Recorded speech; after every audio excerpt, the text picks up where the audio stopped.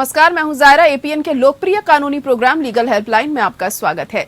APN के इस कार्यक्रम में हमारे कानूनी विशेषज्ञ रोजमर्रा की जिंदगी की समस्याओं से जुड़े कानूनी मसलों पर आपकी शंकाओं का समाधान करते हैं। आप फोन करके विशेषज्ञों से कानूनी राय भी ले सकते हैं। आज हम आपको मनी लॉन्ड्रिंग और उससे जुड़े कानून की जानकारी देंगे और साथ ही इस मसले से जुड़े आपकी समस्याओं का समाधान भी करेंगे और साथ में हाल में आए मनी लॉन्ड्रिंग कानून पर फैसले के बारे में भी हम जानकारी देंगे। अवैध रूप से की गई कमाई को वैध बनाने के लिए मनी लॉन्ड्रिंग शब्द का इस्तेमाल किया जाता है, क्योंकि अवैध रूप से की गई कमाई का कोई भी लेखा जोखा सरकार के पास नहीं होता। केंद्र सरकार इस पर रोक लगाने के लिए कई नियम जारी कर चुकी है। पीएमएलए अधिनियम का फुल फॉर्म है प्रिवेंशन ऑफ मनी लॉन्ड्रिंग और इसे धन शोधन की रोकथाम भी कहते हैं, यानी कि काले धन को वैध बनाने वालों के लिए कानून। इस अधिनियम के तहत मनी लॉन्ड्रिंग करने वालों पर कानूनी शिकंजा कसा जा सके। 1990 के दशक में मनी लॉन्ड्रिंग को हवाला लेन देन के रूप में भी जाना जाने लगा। कुल मिलाकर मनी लॉन्ड्रिंग अवैध रूप से प्राप्त धनराशि को छुपाने का एक तरीका है। मनी लॉन्ड्रिंग के माध्यम से धन ऐसे कामों या निवेश में लगाया जाता है कि जांच करने वाली एजेंसियां भी धन के मुख्य सोर्सेस का पता नहीं लगा पाती। तो ये तो थी बुनियादी जानकारी। मनी लॉन्ड्रिंग और उससे जुड़े कानून की ज्यादा जानकारी देंगे हमारे आज के कानूनी अधिवक्ता डॉक्टर स्वाति जिंदल गर्ग, जो कि एओआर भी हैं। अगर आपका मनी लॉन्ड्रिंग से जुड़ा कोई सवाल है तो आप फोन करके राय ले सकते हैं और हमारा फोन नंबर है 0120-612-7937। इसके अलावा आप 0120-612-7938 भी डायल कर सकते हैं।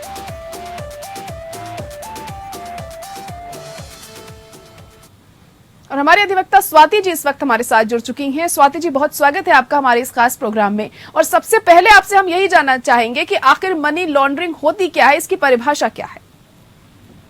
देखिए, मनी लॉन्ड्रिंग जैसे आपने बताया बहुत सुंदर तरीके से, मनी लॉन्ड्रिंग का मतलब है कि अवैध तरीके से जो भी धन सामग्री आपने एकत्रित की है या अवैध तरीके से कमाए हुए धन से जो भी आपने आगे खरीदारी करी, चाहे वो प्रॉपर्टी हो, चाहे वो कोई और भी तरह के एसेट्स हो, उसको अगर आप किसी भी तरह ये दिखाने की कोशिश करते हैं कि वो जो धन आपने प्राप्त किया है या वो जो एसेट्स आपने बनाए हैं वो ठीक तरीके से, उसका सोर्स जो है वो कानूनी है, उसको हम मनी लॉन्ड्रिंग कहते हैं। इसके साथ ही साथ ऐसी प्रॉपर्टी जो कि काले धन से खरीदी गई है उसको ये दिखाकर ये कोशिश करना, ये जताना कि ये सफेद धन है या ये वैध तरीके से धन है, उस तरीके से हमने प्रॉपर्टी ली है, वो भी मनी लॉन्ड्रिंग के अंडर ही आएगा। जी जी। तो पीएमएलए क्यों लाया गया था? आखिर उस वक्त पर क्या हालात बने थे जो इसे लाया गया? देखिए, जिस हमारा देश अगर हमें प्रोग्रेस करना है तो एक बहुत बड़ा उसका एक रिक्वायरमेंट ये होता है कि सरकार को ये पता रहे कि इकोनॉमिक जो मार्केट है उसमें सही तरीके से कमाए गए धन की क्या वैल्यू है और उसको कहाँ लगाया जा रहा है उस धन को, तभी हमारा देश इकोनॉमिकली आगे बढ़ पाएगा। अब पीएमएलए एक्ट लाने का सबसे बड़ा कारण ये भी था क्योंकि ये जो इतनी भारी मात्रा में अवैध तरीके से जो धन कमाया जा रहा था उसको धीरे धीरे फिर टेररिस्ट एक्टिविटीज में लगाया जा रहा था और इस कारण उसका जो काले धन को सफेद करने का जो एक प्रोसेस शुरू हो गया था, उसकी रोकथाम कैसे करें, वो प्रोसेस इसीलिए भी इतना तेज बढ़ रहा था क्योंकि सरकार ये पता नहीं कर पा रही थी कि भारी मात्रा में जो धन आ रहा है इसका सोर्स क्या है। अगर उसका सोर्स अवैध है तो उसका मतलब वो सारा धन काला है और उसको किसी भी तरह अगर हम अपने देश की वित्तीय प्रणाली में घुसाकर सफेद करने की कोशिश करते हैं, एक बार अगर वो धन सफेद हो जाता है तो उसका सोर्स का पता लगाना बहुत मुश्किल काम हो जाता है। और ऐसे धन से अगर आगे चलकर टेररिस्ट एक्टिविटी कोई भी फाइनेंस होती है, वो एक्टिविटी जो उस देश को ही आगे चल के नुकसान पहुंचाएगी, मतलब धन हमारा है, हमारे देश में कमाया गया है और ऐसे धन का उपयोग हमारे देश को ही नुकसान पहुंचाने में किया जा रहा है। ये सारी एक्टिविटीज, गतिविधियां रोकी जाएं, इसलिए पीएमएलए एक्ट 2002 का ये लागू किया गया। तो किन किन तरीकों से मनी लॉन्ड्रिंग की जाती है, वे 5 ऐसे तरीके क्या हैं? सबसे जो आजकल फेमस तरीका कुछ समय पहले तक था वो तो था एक शेल कंपनी आप बना लें। ये कंपनी आप सिर्फ कागजों में कंपनी एग्जिस्ट करती है, अगर आप जाके चेक करेंगे कि क्या ऐसी कोई कंपनी है तो ऐसी कोई कंपनी होगी नहीं। फिर जो भी काला धन है आप किसी न किसी तरह इस कंपनी की एक्टिविटीज में लगा देते हैं और फिर इस कंपनी के अकाउंट से आप जो भी क्रिमिनल्स थे उनमें वो धन डिस्ट्रीब्यूट कर देते हैं और फिर वो इस कंपनी के थ्रू अपनी उसको आय मानकर सफेद कर लेते हैं। आजकल और तरीके बहुत कॉमन हो गए हैं, जैसे कि ऑनलाइन बैंकिंग का सिस्टम है। किसी भी इंसान को जिसने वैध तरीके से अपना एक अकाउंट बनाया है, अगर उसे कोई जानकारी नहीं है कि किस तरह से अपने अकाउंट को सिक्योर करा जाए, कोई भी क्रिमिनल आके उसके अकाउंट को उसका एक क्लोन बना लेगा और अपने काले धन को उसके अकाउंट के थ्रू कोशिश करके सफेद कर लेगा। एक और तरीका है कि आप अपनी एक आइडेंटिटी ही एक नकली खड़ी कर ले। ऑनलाइन आइडेंटिटी खड़ी करना, सोशल मीडिया पे हम सब जानते ही हैं कि एक ऐसे पर्सन को आप जिंदा दिखा देते हैं जो जिसकी कोई एग्जिस्टेंस ही नहीं है। इसी तरह आप इकोनॉमिक आइडेंटिटी अपनी एक क्रिएट कर लेते हैं, एक इकोनॉमिक अकाउंट बना लेते हैं ऐसे पर्सन का जो है ही नहीं इस दुनिया में, उसके थ्रू आप अपने काले धन को सफेद करने की कोशिश करते हैं। कल को अगर आप ऐसा व्यक्ति जो कि काल्पनिक व्यक्ति है, सिर्फ पेपर पे क्रिएट किया गया है, सिर्फ ऑनलाइन वो क्रिएटेड है, अगर कल को वो पकड़ा भी जाता है तो सारी कानूनी प्रणाली हमारी लगा देंगे हम लोग। वो घंटों और पता नहीं कितने ही दिन वेस्ट करेंगे अपने एक ऐसे इंसान को खोजने में जो है ही नहीं। तो ये सभी तरीके हैं जिससे जो आजकल ये जो काले धन को सफेद करने का तरीका क्रिप्टो करेंसी है। Prepaid debit card, credit card, gift card, आप लाखों लाख रुपए का कैश में कोई भी prepaid credit card, gift card खरीद लें और फिर ऑनलाइन आप कोई भी प्रोसेस अपना करते रहे, कुछ भी खरीदारी करते रहे, उसका जो आपने जो पैसा खर्चा किया है उसका सोर्स निकालना असंभव हो जाता है। यही सारे तरीके हैं जिसके द्वारा जो काला धन है आजकल उसको सफेद करने की कोशिश पुरजोर है और वो कामयाब भी हो रही है काफी हद तक। जी बिल्कुल, और इस चीज़ को रोकना भी चाहिए। इसी वजह से हम देखते हैं कि मनी लॉन्ड्रिंग के ये जो मामले हैं इन पर लगाम लगाने के लिए तमाम तरह के कानून भी बनाए गए हैं। तो सुप्रीम कोर्ट ने हाल ही के फैसले में पीएमएलए के संशोधनों को वैध करार दिया है। इस फैसले के बारे में जानना चाहेंगे, क्या कुछ अहम इसमें है?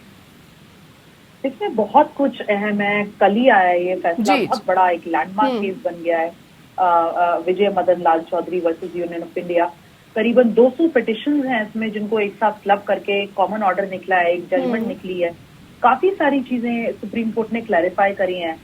मोटा मोटा अगर हम देखना चाहें, हम देखें तो सारे जितने भी पिटिशनर्स थे उनको कुछ सेक्शंस हैं इस एक्ट के जिससे प्रॉब्लम थी। वो ये कहते थे कि भाई हमारी ये जो फंडामेंटल राइट्स हैं, हमारे मौलिक अधिकार हैं, उनका हनन है। हमारी right to life, right to property, इन सबका मौलिक अधिकार हमारे, इन सबका हनन है ये जो पीएमएलए एक्ट है। इसके सेक्शन आप माने तो सेक्शन 3, सेक्शन 5, सेक्शन 8, 17, 24, अगर हम उसको लेमैन परिभाषा में अगर हम समझना चाहें तो ये सारे सेक्शंस उस पॉइंट पे थे कि क्या पीएमएलए एक्ट के अंडर जो सर्च और सीजर के जो प्रोविजंस हैं जो कि एनफोर्समेंट डायरेक्टरेट को दिए गए हैं कि वो बिना किसी पहले वारंट निकाले या कुछ करे किसी भी इंसान को वो अरेस्ट कर सकते हैं, उसकी सर्च कर सकते हैं, उसकी प्रॉपर्टी को जब्त कर सकते हैं। तो क्या ये वाकई पीएमएलए एक्ट जो है, क्या ये वाकई हमारे मौलिक अधिकारों का हनन था? सुप्रीम कोर्ट का मानना है कि नहीं, ऐसा नहीं है। कोई भी जितने भी सेक्शंस पिटिशनर्स कह रहे थे कि भाई इनको हटाया जाए, सुप्रीम कोर्ट ने उन सभी को लागू किया है, उनको कानूनी वैध ठहराया है। सुप्रीम कोर्ट का एक सबसे बड़ा फैसला इस पर्टिकुलर जजमेंट में ये भी आया है कि जो एक ईसीआईआर रिपोर्ट होती है, जो कि एनफोर्समेंट केसेस इंफॉर्मेशन रिपोर्ट, जिसको हम एफआईआर की तरह भी मान सकते हैं, कोर्ट ने ये ठहराया है कि ये जरूरी नहीं है कि ईसीआईआर की कॉपी अक्यूज्ड व्यक्ति को दी जाए। केवल उसकी अरेस्ट के समय पर कारणों का खुलासा करना कि उसकी अरेस्ट क्यों हो रही है, केवल यही काफी है। फिर कोर्ट ने एक बहुत बड़ा जो फैसला इसमें दिया है, सेक्शन 45 है, जो ये कहता है कि एक ट्विन रूल्स हैं इस एक्ट के अंदर जो कि कॉग्निजेबल और नॉन अवेलेबल ऑफेंस है, गैर जमानती ऑफेंस इसको बनाया गया है इस एक्ट में मनी लॉन्ड्रिंग को। तो सेक्शन 45 जो इस एक्ट का है वो ये कहता है कि जो ट्विन रूल्स हैं, मतलब अगर किसी भी अक्यूज्ड को अरेस्ट किया जाता है और अगर वो अपनी बेल के लिए अपीयर होता है तो पब्लिक प्रोसिक्यूटर को सुनने के बाद अगर अदालत ये सोचती है कि ये जो अक्यूज्ड है ये गिल्टी नहीं है और ये आगे ऐसा ऑफेंस नहीं करेगा, अगर अदालत को इस बात का कन्विक्शन है तो ही उसकी बेल होगी, वरना नहीं होगी। तो ये जो ट्विन रूल्स हैं सुप्रीम कोर्ट ने, माननीय उच्च अदालत ने हमारे ये भी अपहोल्ड किए हैं और ये भी कहा है साथ ही साथ कि एनफोर्समेंट डायरेक्टरेट ईडी तभी कार्रवाई कर सकती है अगर किसी और जांच एजेंसी ने, वो जो अक्यूज्ड व्यक्ति है उसके खिलाफ ऑलरेडी एक केस दायर कर रखा हो, तभी ईडी को राइट है कि जी, वो जी। उस अक्यूज व्यक्ति को अरेस्ट करे और उसकी जांच या उसकी जो भी सर्च सीजर जो भी डॉक्यूमेंट्स वो जांच पड़ताल करना चाहती है कर सके। और अगर कल को उस जांच एजेंसी ने जिस भी ऑफेंस के अंडर उस व्यक्ति को उसके खिलाफ केस ऑन किया था, जी, जी। अगर वो केस रद्द हो जाता है तो फिर वो व्यक्ति पीएमएलए से भी बरी हो जाएगा। जी, ये जी। सारी चीजों का खुलासा हम्म, सुप्रीम कोर्ट ने कल किया है अपनी जजमेंट में। जी, जी। डॉक्टर स्वाति, सुप्रीम कोर्ट ने अपने फैसले में कहा कि जमानत के लिए 2 शर्तों या ट्विन रूल्स भी बरकरार रहेंगे। तो क्या होते हैं ये 2 शर्तें या ट्विन रूल्स? जैसा मैंने आपको बताया, हम्म, बहुत क्लैरिटी इस पॉइंट पे चाहिए थी और काफी पिटिशनर्स ने इसी पॉइंट पे ये जो पीएमएलए है इसको गैर कानूनी ठहराने की कोशिश करी थी।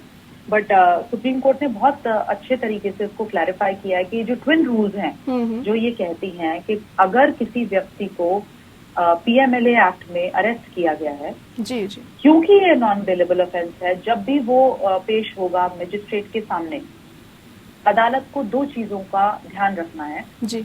अगर पब्लिक प्रोसिक्यूटर ने अपनी बात कही है, पहले तो मौका दिया जाएगा पब्लिक प्रोसिक्यूटर को अपनी बात कहने का।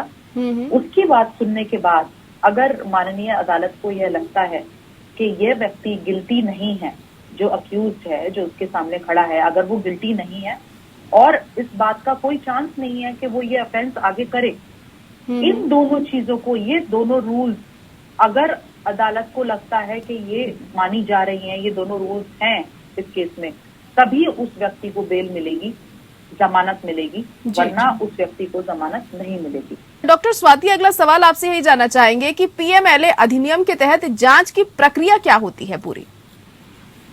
देखिए, इस एक्ट में बहुत सही और क्लियर तरीके से बताया है कि क्या प्रक्रिया होगी, क्या प्रोसेस होगा। जिस भी व्यक्ति के खिलाफ ये कार्यवाही शुरू होगी उसको समन जारी होंगे और उसको बुलाया जाएगा कि वो अपनी बात सामने रखे।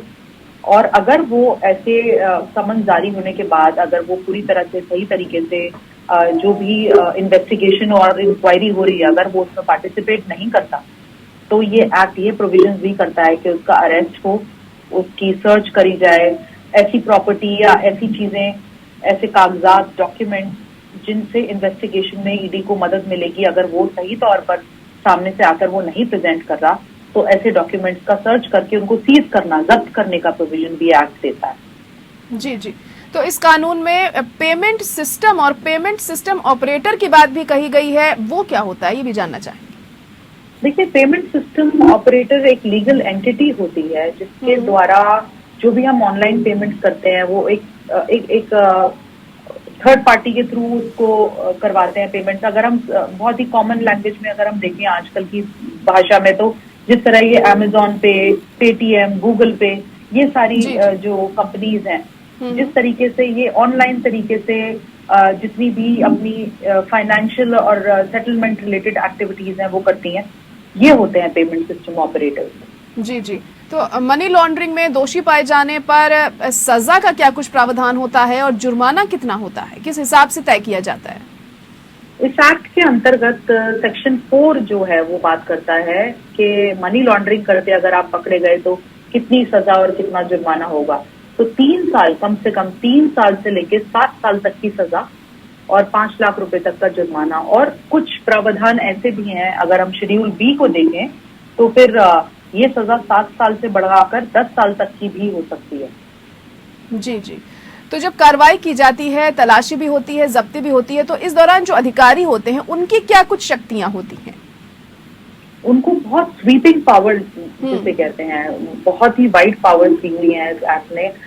उनको वेट नहीं करना। देखिए, क्योंकि इतना सेंसिटिव ये जो ऑफेंस है मनी लॉन्ड्रिंग, अगर आपने बिल्कुल तुरंत न्यूज मिलते ही या कोई खबर मिलते ही अगर उस व्यक्ति को आपने नहीं पकड़ा, अगर आपको ऐसा अंदेशा है कि उसके पास कुछ ऐसे डॉक्यूमेंट्स हैं या कुछ ऐसी एसेट्स हैं जिसके थ्रू वो मनी लॉन्डर कर रहा था या वो मनी लॉन्डर करके बने हैं, अगर आपने तुरंत अपना शिकंजा उन पे नहीं कसा, तो बहुत पॉसिबल है कि वो अक्यूज उन सब चीजों को ठिकाने लगा दे और आप उसको फिर नहीं पकड़ पाएंगे। इसी चीज से बचने के लिए पीएमएलए एक्ट ने काफी वाइड पावर्स दिए हुए हैं ऑफिसर्स को ईडी के अंडर, कि उनको किसी वारंट की जरूरत नहीं है। केवल एक अंदेशा अगर उन्हें है, उनके पास ग्राउंड है कि हाँ ये व्यक्ति ऐसा कर रहा है या कर चुका है, तो वो उस व्यक्ति को अरेस्ट कर सकते हैं, उसकी तलाशी ले सकते हैं जी, उसके पास मिले हुए डॉक्यूमेंट्स को सीज कर सकते हैं, फ्रीज कर सकते हैं ऐसे असेट्स जो कि वो कब्जे में नहीं ले सकते, और फिर 24 घंटे के अंदर अंदर उनको उस अक्यूज्ड व्यक्ति को मजिस्ट्रेट के सामने प्रस्तुत करना पड़ेगा। अपितु ये जरूर है कि उसको जो सीनियर डायरेक्टर लेवल है या फिर उनके द्वारा डेप्यूट किया गया हुआ कोई ऑफिसर, उसको reasons to be recorded in writing, मतलब लिखित उसको एक रीजन देना पड़ेगा कि उसने किस परिस्थिति में ऐसे व्यक्ति को अरेस्ट किया या उसकी प्रॉपर्टी को, उसकी तलाशी ली या उसकी प्रॉपर्टी को जब्त किया। जी जी। तो जो भी प्रॉपर्टी जब्त होती है, जो संपत्ति इसमें जब्त होती है विभाग के द्वारा, कितने दिन तक संलग्न की जा सकती है? As per this act, PMLA act 2002, maximum 180 दिनों तक उस प्रॉपर्टी को कब्जे में रखा जा सकता है, उसके बाद उसको छोड़ना पड़ेगा। जी जी। तो मनी लॉन्ड्रिंग केसेस में हम देखते हैं कि विदेश भागने के भी काफी मामले सामने आते हैं, तो ऐसे लोगों पर कैसी कार्रवाई की जाती है? देखिए, एक नया बिल आया है जिसको इकोनॉमिक ऑफेंडर बिल हम कहते हैं, उसमें काफी सही साफ तौर पर लिखा गया है कि ऐसे लोग जो कि मनी लॉन्ड्रिंग करके तुरंत विदेश भाग जाते हैं, कानूनी शिकंजे से बचने के लिए एक एप्लीकेशन मूव होगी स्पेशल कोर्ट्स के सामने, और उसमें ऐसे लोगों को फ्यूजिटिव इकोनॉमिक ऑफेंडर, जिसे हम भगोड़े कहते हैं, वो उनको डिक्लेयर कर दिया जाता है। उनके जितने भी असेट्स इस देश में हैं उनको फ्रीज किया जाता है, और अगर वो आकर अपनी सफाई ना दें, अगर वो कानून के जो प्रोसेस है उसमें पार्टिसिपेट ना करें, तो फिर उनकी जितनी भी संपत्ति है वो केंद्रीय सरकार अपने अंडर ले लेगी और फिर उसी हिसाब से डिस्पोज ऑफ करेगी। जी जी। जब खोज या छापेमारी की जाती है, जो उस दौरान आरोपी होता है, उसके क्या कुछ अधिकार होते हैं? देखिए, आरोपी के जैसे मैंने आपको बताया, अगर बिना वारंट के उसको अरेस्ट किया गया है, क्योंकि कोई वारंट का प्रोविजन इन पीएमएलए एक्ट में नहीं दिया गया, क्योंकि अर्जेंसी, लाइक आई सेड, की अर्जेंसी इतनी है कि अगर उसको समय दिया गया तो वो हो सकता है कि कानूनी नेट से निकल जाए बाहर। ऐसे में उसके जो उसकी राइट्स हैं वो यही है कि कारण जो है, उसको अरेस्ट करने का जो कारण है, उसका खुलासा उसको उस समय किया जाएगा। चाहे जैसे मैंने कहा कि एनफोर्समेंट केस इंफॉर्मेशन रिपोर्ट, उसको उसकी कॉपी देना मान्य नहीं है। कोई भी ईडी ऑफिसर के ऊपर ये बाध्य नहीं कि ईसीआईआर की कॉपी वो अक्यूज को दे, बट अरेस्ट के जो कारण है उसका खुलासा उस समय उस व्यक्ति से करना पड़ेगा। साथ ही साथ 24 घंटे के अंदर अंदर उसको मजिस्ट्रेट के सामने प्रस्तुत करने का एक्ट बात करता है। जी जी। तो क्या पीएमएलए के तहत जांच अधिकारी के सामने जो भी बयान दर्ज किए जाते हैं वो कानून के तहत स्वीकार्य साक्ष्य माने जाएंगे? बिल्कुल, आपने बहुत अच्छा क्वेश्चन पूछा है। कल सुप्रीम कोर्ट ने इस बात की भी काफी इसके ऊपर डिस्कशन और एक जजमेंट इस पे ये भी आई है। देखिए, एविडेंस एक्ट जो हमारा है उसका सेक्शन 25 ये कहता है कि पुलिस के सामने अगर आपने कोई कन्फेशन भी किया है तो उस कन्फेशन को आपके खिलाफ सबूत के तौर पे यूज नहीं किया जा सकता। पर क्योंकि सुप्रीम कोर्ट ने ये क्लैरिफाई किया है कि जो ईडी ऑफिशियल्स होते हैं वो पुलिस वाले तो है नहीं, तो अगर उनके द्वारा इंक्वायरी जो की गई है उसमें आपने कोई ऐसी बात भी की गई है जिससे आप खुद खतरे में आ सकते हैं, जाहिर तौर पे और जरूर उसको आपके खिलाफ सबूत के तौर पर यूज किया जा सकता है। स्वाति जी, जो पीड़ित व्यक्ति होता है, क्या उपाय उसके पास उपलब्ध रहते हैं जहां संपत्ति जो है अंतिम रूप से जब्त रहती है?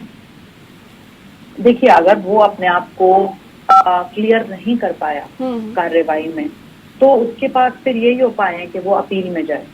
अगर अपील में भी उसके खिलाफ जो ऑफेंस डाला गया है, अगर अपील में भी नहीं क्लियर होता तो उसकी संपत्ति फिर केंद्रीय सरकार के द्वारा जब्त की जाती है हमेशा के लिए, और फिर एक एडमिनिस्ट्रेटर अपॉइंट होता है जो उस प्रॉपर्टी को फिर डिस्पोज ऑफ करेगा। जी जी, चलिए ठीक है, बहुत शुक्रिया डॉक्टर स्वाति हमारे साथ जुड़ने के लिए। बहुत अहम जानकारी आपने दी हमारे दर्शकों को मनी लॉन्ड्रिंग से जुड़ी हुई, और हमें उम्मीद है कि उन्हें जरूर इस जानकारी से फायदा पहुंचा होगा। और इसी के साथ लीगल हेल्पलाइन में आज के लिए इतना ही। मुझे दीजिए इजाजत, नमस्कार।